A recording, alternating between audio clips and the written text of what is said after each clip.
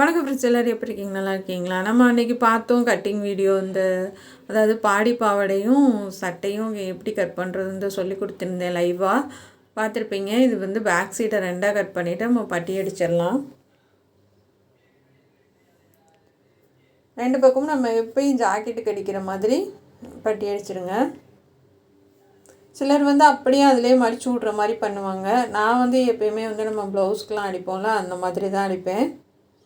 அடித்து நம்ம பாடிப்பாவடைக்கு எப்பயுமே கயிறு வச்சுருங்க. பாடிப்பாவடையாக இருக்கட்டும், பிள்ளைங்க சட்டையாக இருக்கட்டும், கயிறு வச்சுருங்க. அதுதான் பெஸ்ட்டு. ஏன்னா வீ மாதிரிலாம் அடித்து விட்டிங்கன்னா நிற்காது. ஏன்னா நம்ம டைட்டாக ப்ளவுஸ் போடுறோம், அதனால் நின்றுக்கும். பிள்ளைங்க லூஸாக தான் போடுறதுனால அது நீங்கள் வீ அடித்து விட்டிங்கன்னா நிற்காது. இப்போ இந்த மாதிரி நம்ம பட்டி அடித்து 2 தையல் போட்டுக்கலாம். இதை நம்ம மேல் வாக்கில் மடித்து அடிச்சுக்கலாம்.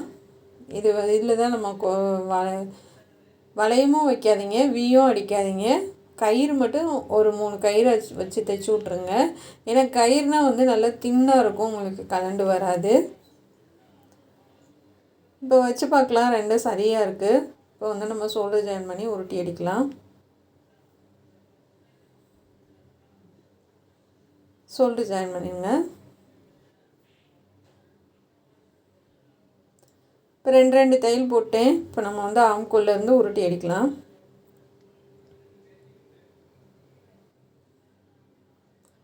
இது நல்லா தெளிவாகவே உங்களுக்கு சொல்லி கொடுத்துருப்பேன். சொல்லித்தரும்போது பார்க்காதவங்க அது பார்த்துக்கங்க கட்டிங் வீடியோ.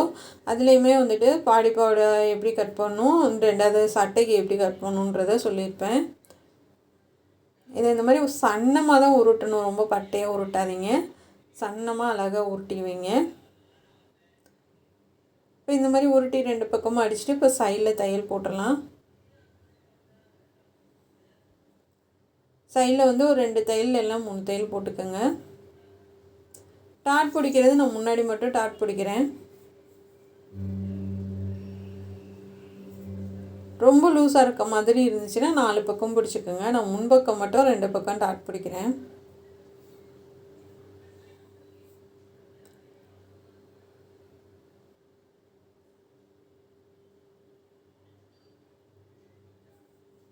இந்த மாதிரி டாட் பிடிச்சி எடுத்துக்கலாம்.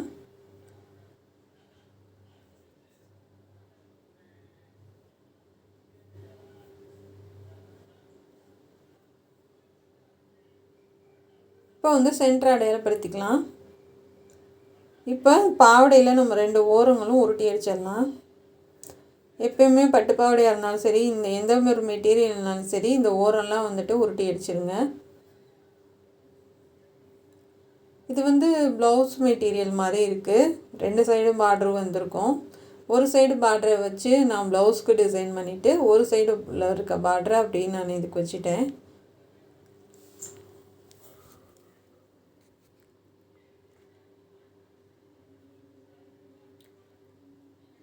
இப்போ நம்ம ஃப்ளிட்ஸ் வைக்க ஆரம்பிக்கலாம். சென்டர் அடையாளப்படுத்திக்கோங்க. இப்போ பாடிப்பாவோட மெட்டீரியல் அடியில் வச்சுட்டு மேலே நம்ம அப்படியே ஃப்ளிட்ஸ் வச்சுட்டு வரலாம். இப்போ நம்ம அதுலேயும் அடையாளப்படுத்தியிருக்கோம், பாவடையிலையும் அடையாளப்படுத்தியிருக்கோம். இப்போ அந்த 2 அடையாளப்படுத்துனதும் ஒன்றா வரணும். ரொம்ப நெருக்கமாக இல்லாமல் நான் ஈவனாக தள்ளி தான் வைக்கிறேன். இது மடங்கவும் மாட்டேங்குது இந்த மெட்டீரியலு. அதாவது போட தான் இந்த ஃப்ளிட்ஸை அமைக்கி கொடுக்கும் போல். ஆனால் மடங்க மாட்டேங்குது. நானும் தேய்ச்சி பார்த்துட்டேன், சுத்தமாக மடங்கலை, புஷ்ஷுன்னு இருக்குது. இப்போ சென்டரில் எனக்கு அந்த அடையாளப்படுத்தின வரைக்கும் சரியாக வந்துடுச்சு. சில நேரங்கள் நமக்கு 2 தடவை பிரித்து தைக்கிற மாதிரி தான் இருக்கும். அதனால் கொஞ்சம் பார்த்து கவனமாக தைச்சிட்டு வாங்க.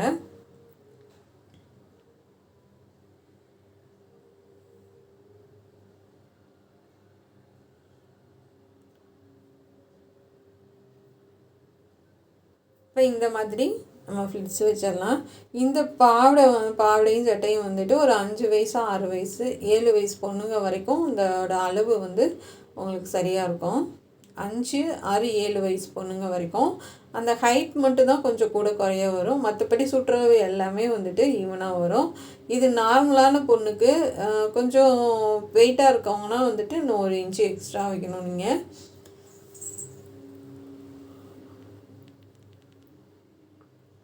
லைனிங் வந்து கீழே ஓரங்கள்லாம் மடிச்சு அடிச்சிடலாம்.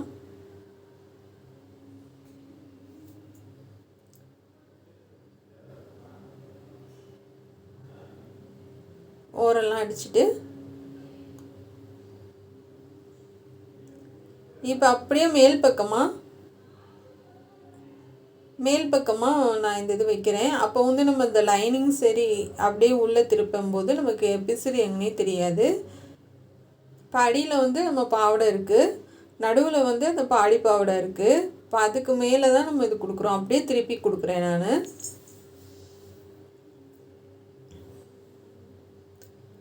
இதுக்கு வந்து நம்ம கரெக்டாக வைக்கணும்னு கிடையாது, அப்படியே தள்ளி தள்ளி நம்ம ஃப்ளிட்ஸ் வச்சுட்டு வரலாம். அதே மாதிரி அடியில் லைட்டாக இழுத்துட்டு ஃப்ளிட்ஸ் வைங்க. ஏன்னா நம்ம கொஞ்சம் அசந்தோனாலும் உங்களுக்கு அடியில் இருக்க கிளாத்தும் சேர்த்து மொத்தமாக தையல் விழுக வாய்ப்பு இருக்குது. அதனால் வந்து லைட்டாக அப்படியே கையில் இழுத்து விட்ருங்க.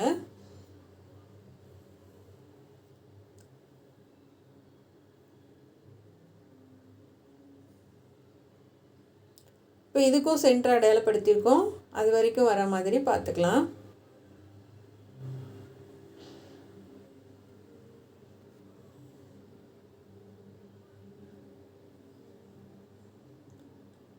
இப்போ கரெக்டாக வச்சு தைங்க.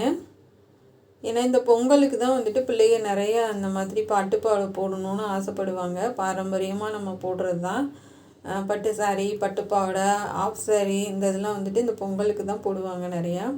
இப்போ அப்படியே அடியில் வந்து லைனிங் கிளாத் இருக்குது, மேலே வந்து இந்த பாவடை மெட்டீரியல் இருக்குது.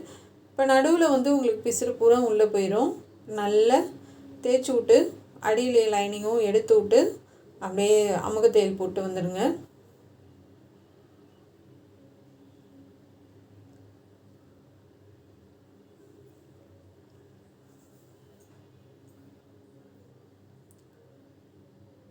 ஏன்னா வந்து அடியில் நம்ம விட்டோம்னாலும் அதை சேர்த்து உங்களுக்கு மொத்தமாக கூட தையல் விழுகும். அதனால் நல்லா இழுத்து விட்ருங்க லைனிங் கிளாத்தை. இழுத்து விட்டு இந்த ஃப்ளிட்ஸையும் நல்லா இழுத்து விட்டுட்டு நம்ம கையிலே நல்லா தேய்ச்சி விட்டு அமுக தையல் போட்டுவாங்க.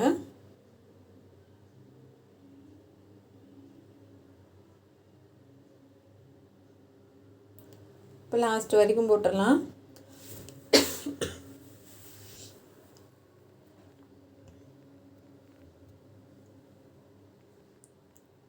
இப்போ போட்டாச்சு.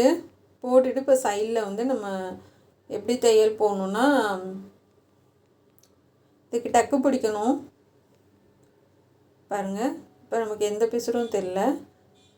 நான் வந்து லைனிங் கிளாத்தை மட்டும் விலக்கி விட்டுட்டு ஃபுல்லாக தையல் போடுறேன். பாதி வரைக்கும் தான் லைனிங் கிளாத்து தைச்சிருக்கேன். நம்ம வந்து டக்கு பிடிச்சிட்டு அதுக்கப்புறமா அதை சேர்த்து தனியாக கூட தைச்சி விட்டுறலாம்.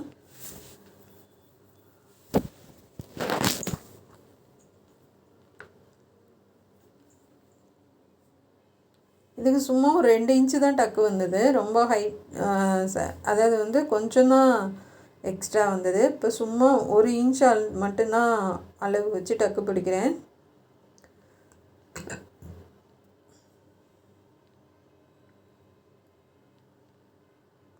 கையில் போய் டேப் வச்சுக்கோங்க. இந்த மாதிரி டக்கு பிடிக்கல அளவு சரியாக இருக்கான்னு பார்த்துட்டு அப்படியே தைச்சிட்டு வாங்க. இந்த பார்டர் ஓரத்துலேயே நான் தைக்கிறேன். இப்போ முடிச்சாச்சு. நம்ம எல்லா வேலையும் முடிஞ்சு இதுக்கு மட்டும் கொக்கி வச்சா ரெடி பாவாடை. இப்போ நான் வந்து பேக் சைடு நெக்கு வந்து கட் பண்ணுறேன். நான் 2.5 இன்ச்சு வைக்கிறேன், சும்மா ரவுண்ட் நெக்கு. இது பின்கழுத்து. சேம் நம்ம அதுக்கு எப்படி பட்டிக்கு அடித்தோமோ அதே மாதிரி தான் இதுக்கும் நம்ம தனித்தனியாக பட்டன் பீஸ் கொடுத்து தான் தைக்கணும்.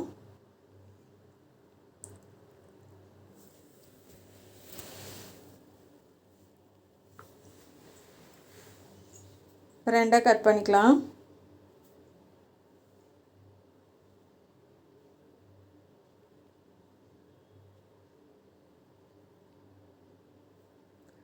லைனிங் கிளாத்தை 2ஆக கட் பண்ணிக்கோங்க. முன்னாடி நெக்கு பார்க்கலாம். 5.5 இன்ச் இருக்குது.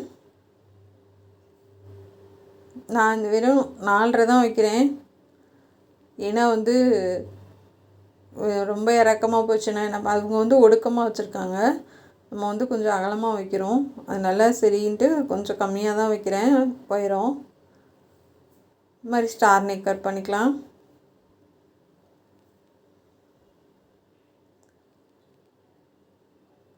இப்போ கை வந்து கட் பண்ண சொல்லி கொடுத்துருப்பேன். இப்போ வந்து அடையாளப்படுத்திக்கலாம். உங்களுக்கு எந்த அளவில் இருந்து பஃபு கை வேணும் அப்படின்றத அடையாளப்படுத்திக்கோங்க. இப்போ அந்த இதில் அந்த ஓரத்தில் 4 இன்ச்சு அடையாளப்படுத்திட்டு இப்போ அப்படியே சுருக்கம் வச்சுட்டு வரலாம். சென்டர்லேயும் அடையாளப்படுத்தியிருக்கேன்.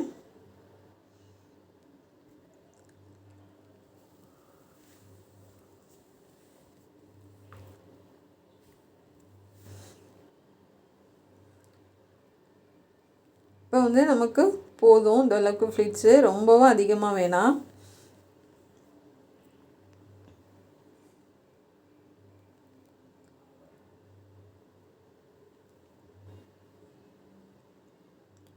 இப்போ வந்து இதில் நான் பார்டர் எடுத்திருக்கேன்.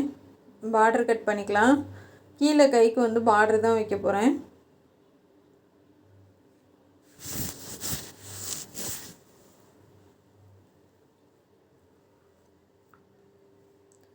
இப்போ இந்த ஓரத்தில் வந்து ஒரு ஓடு தையல் போட்டுட்டு நம்ம அடியில் கொடுத்து மேலே திருப்பி அப்படியே தைச்சிடலாம்.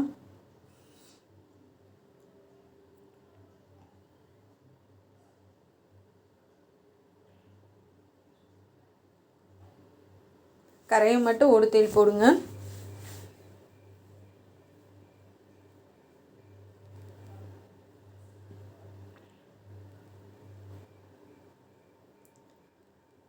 இப்போ வந்து நம்ம 2 கைக்கும் போதும்.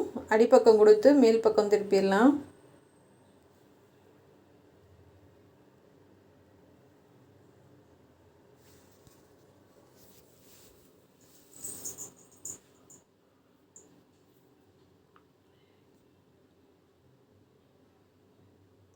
கரெக்டாக இந்த தையல் மேலேயே போட்டு வாங்க.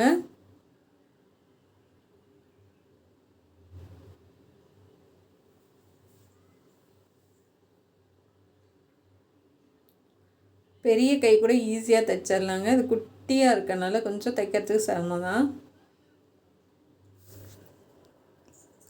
இப்போ அப்படியே மேல் வாக்கில் திருப்பி நம்ம தைச்சி பார்டர் வச்சிடலாம்.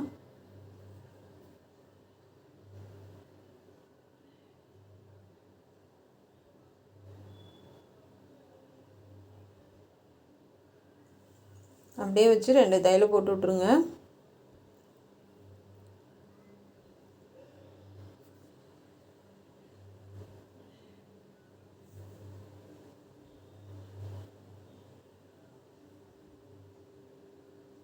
இப்போ இந்த சைடில் எக்ஸ்ட்ரா இருக்கிறத கட் பண்ணி விட்டுடலாம். இப்போ இன்னொரு தையல் கீழே ஒன்று கூட போட்டு விட்ருங்க.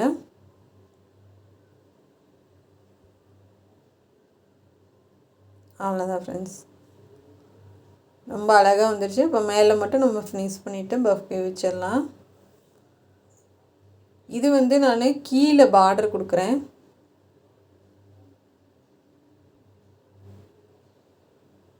கீழே வந்து நம்ம இருக்கிறத கொஞ்சம் அதாவது ஒரு 1/4 இன்ச் அளவுக்கு மடித்து விட்டுட்டு அதுக்கு மேலே பார்டர் அப்படியே மடித்து தைச்சி விட்டு வரேன்.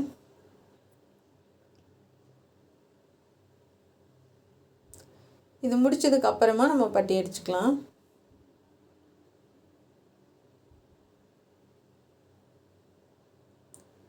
இப்போ பட்டி அடிச்சிடலாம்.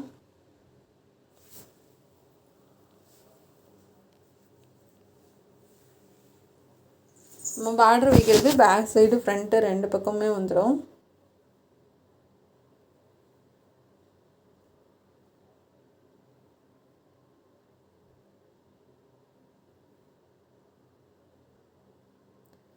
இப்போ அப்படியே மடித்து உள்ளே திருப்பி விட்டுறலாம்.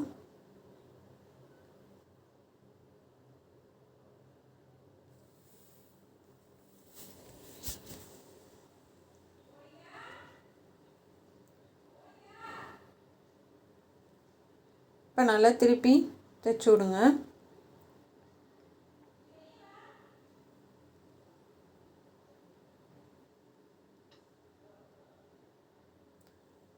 இப்போ வந்து எட்ஜ்லேயே அமுக்கு தையல் போட்டுடலாம். இப்போ கட் பண்ணி விட்டுறலாம்.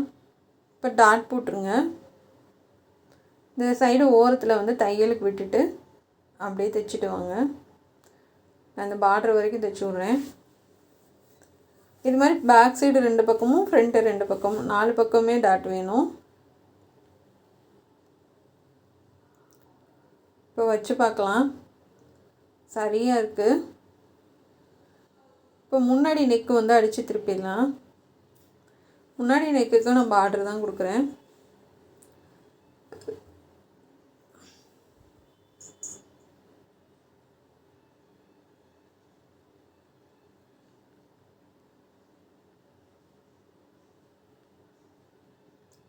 இப்போ நடுவில் உள்ளதெல்லாம் வெட்டிட்டு ஆமாம் அங்கங்கே கட் பண்ணி விட்டுறலாம்.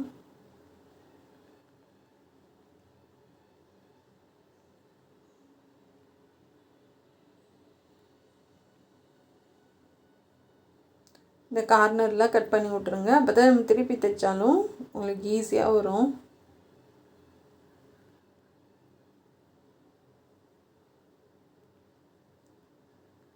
திருப்பி அந்த எட்ஜிலே தையலை போடுங்க.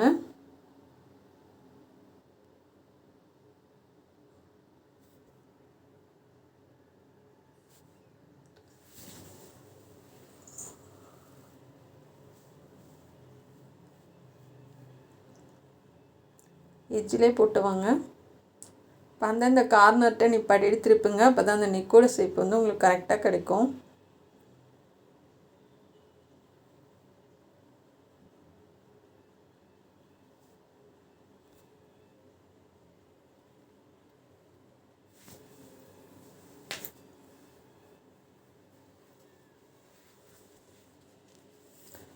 இப்போ சேம் அதே மாதிரியே கீழேயும் பார்டர் வச்சிடலாம்.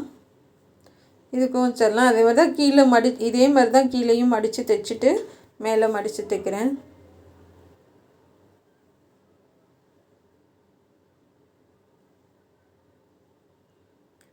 இப்போ மடித்து தைச்சிட்டு எக்ஸ்ட்ரா இருக்கிறத கட் பண்ணிடலாம். இப்போ இது கழுத்துக்கு வந்து நான் பார்டர் 2 ஓரங்களும் மடித்து அடிக்கிறேன்.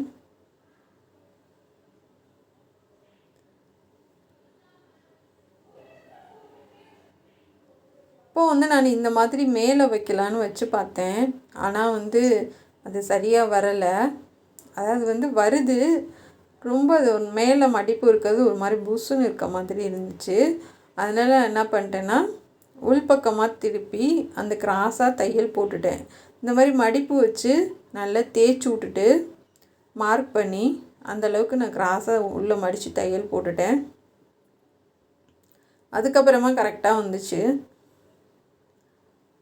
ஏன்னா வந்து இது சின்ன ப்ளவுஸும் அதாவது பாவாடைன்றதுனால நமக்கு வந்து அது நல்லா வரல. பெருசுனா நம்ம இழுத்துன்னு மடிக்கிறதுக்கு வந்து நல்ல வசதியாக இருக்கும். அது மேலே வந்து மடிப்பு ரொம்ப ஒரு மாதிரி தெரிகிறனால நான் அப்படியே உள்பக்கமாக தையல் போட்டுட்டேன்.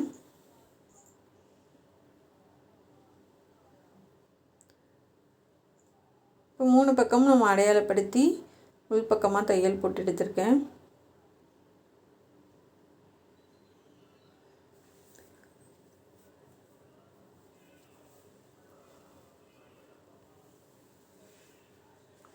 போட்டு எடுத்தாச்சு.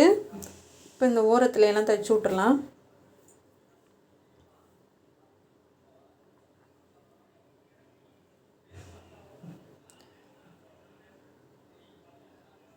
இந்த எட்ஜிலே தையல் போடுங்க.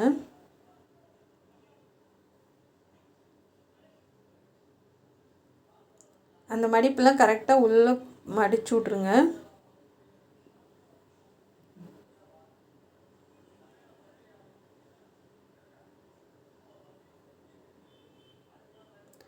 அந்தந்த கார்னருக்கு நேராக நிப்பாட்டி அப்படியே திருப்பி தைச்சிட்டு வந்துடலாம். அவங்க சிம்பிளாக கேட்டாங்க, ஸ்டோன் ஒர்க் அந்த மாதிரி வேணான்ட்டாங்க. பாப்பா வந்து பிச்சிருது, அதனால் வேணாம், சும்மா மெட்டீரியல்லே ஏதாச்சும் பண்ணி கொடுங்க அப்படின்னாங்க. அதனால் சரி பார்டரே, ரெண்டாவது இது ப்ளவுஸில் தைச்சது தானே, அதனால சிம்பிளாக ரஃப்யூஸ் போகிற மாதிரி தான் இருக்குன்ட்டு சிம்பிளாக அந்த பார்டர் வச்சே ஃபுல்லாகவே டிசைன் பண்ணிவிட்டேன். கடைசியாக வந்து கீழே அந்த 3 பட்டன் மட்டும் வச்சு விட்டேன். அலுமினியம் பட்டனில் பார்டர்லேயே செஞ்சு 3 பட்டன் மட்டும் வச்சு தைச்சி விட்டேன். ரொம்ப அழகாக இருந்தது. இப்போ ஷோல்டர் ஜாயின் பண்ணிடலாம். இந்த ஓடு தையெல்லாம் பிரித்து விட்ருங்க.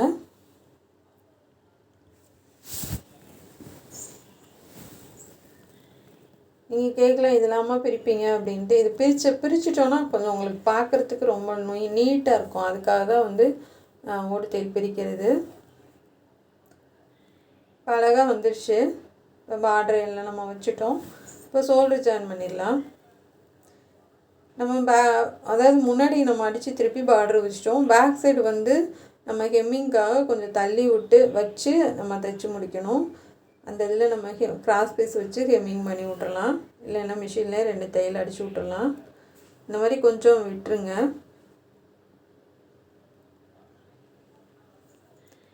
இப்போ இது மேல் பக்கமாக திருப்பி வச்சுருக்கேன். ஏன்னா பார்டருக்கு முன்னாடி திருப்ப முடியாது, பின்னாடி வாக்கில் தான் திருப்பி நீங்கள் தைக்கணும். அங்கங்கே கட் பண்ணி விட்டு மடித்து தைச்சிடலாம்.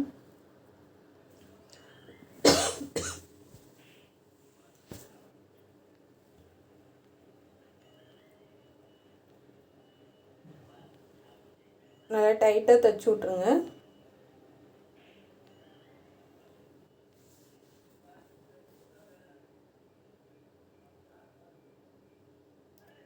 இப்போ இந்த கிராஸ் பீஸ்லாம் கட் பண்ணி விட்டுடலாம்.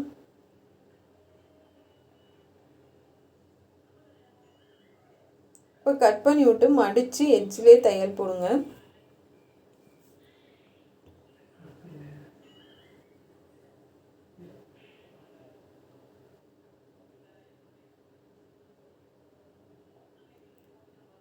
இந்த மாதிரி எட்ஜ்லேயே தையல் போட்டுடலாம். இப்போ 2 பக்கம் நான் முடிச்சிட்டேன். நூலெல்லாம் அப்பப்போ ஒட்டக்க கட் பண்ணி விட்ருங்க.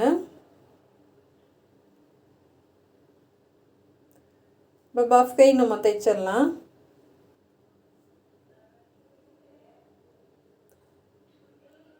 கை தைச்சிட்டு 2 தையல் போட்டுட்டு அப்புறமா சைடில் தையல் போட்டுருங்க. இப்போ வந்து ஃபுல்லாக அந்த சென்டரில் அடையாளப்படுத்தியிருக்கிறது வரைக்கும் நம்ம அப்படியே மடித்து தைச்சி விட்றலாம். ஃப்ளிட்ஸ் வச்சு விட்றலாம்.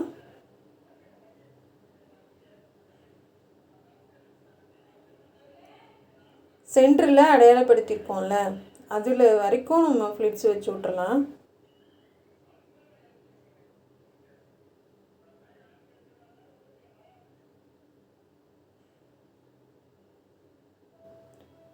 இப்போ ஒரே மாதிரி வச்சுட்டு வாங்க.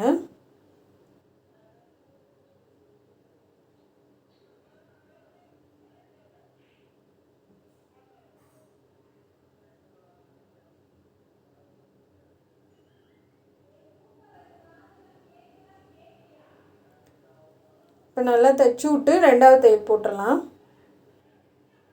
பாருங்கள் எவ்வளோ அழகாக வந்துடுச்சுன்னு.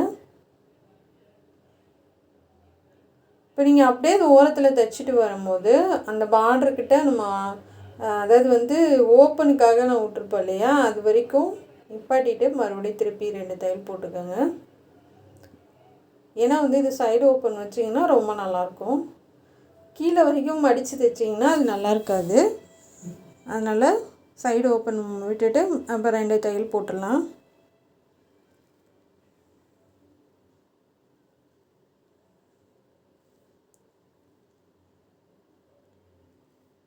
இப்போ இன்னொரு தையல் போட்டு விட்ருங்க. போட்டு இப்போ கீழே மடித்து தைச்சிடலாம் சைடு ஓப்பனுக்கு.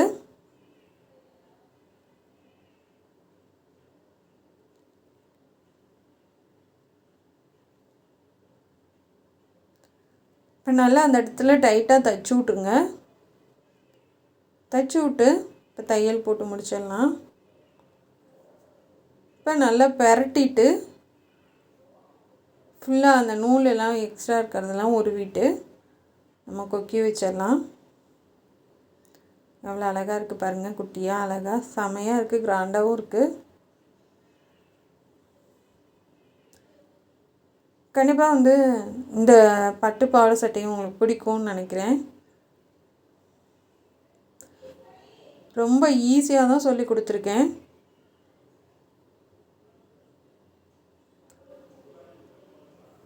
பாருங்கள் எவ்வளோ அழகாக இருக்குது. இதே மாதிரி நீங்களும் ஈஸியாக தைங்க. இது பிடிச்சிருந்தா சப்போர்ட் பண்ணி சப்ஸ்கிரைப் பண்ணுங்கள். இதில் என்ன டவுட்னாலும் கமெண்ட் பண்ணுங்கள். நம்ம சேனல் பார்க்குறதுக்கு நன்றி. 3 பட்டன் மட்டும் எக்ஸ்ட்ரா வச்சுருக்கேன். மற்றபடி ரொம்பவே சூப்பராக இருக்குது.